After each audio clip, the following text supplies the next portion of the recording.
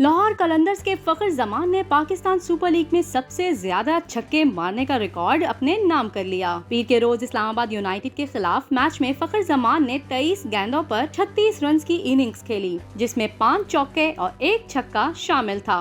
फखर जमान ने जैसे ही छक्का लगाया तो इनके PSL में लगाए गए छक्कों की तादाद 90 हो गई।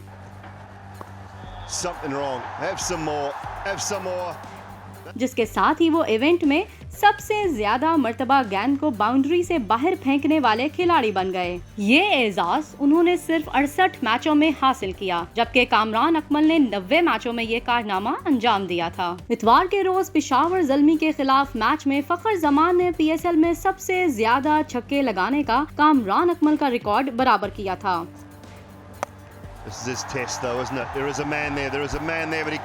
जिसे उन्होंने अगले 24 घंटों में ही तोड़ दिया। PSL की तारीख में कामरान अकमल 89 छक्कों के साथ दूसरे और आसिफ अली 86 छक्के लगाकर तीसरे नंबर पर रहे। गैर मुल्की खिलाड़ियों में सबसे कामयाब ऑस्ट्रेलिया के शेन वॉटसन ने 81 छक्के लगाए। तहम अब वो खेल से रिटायर हो चुके हैं। बाएं हाथ के जारहा मिजाज खिलाड़ी फखर जमान PSL के रवां सीजन में भी सबसे ज्यादा 17 छक्कों के साथ सरे फहरिस्त हैं।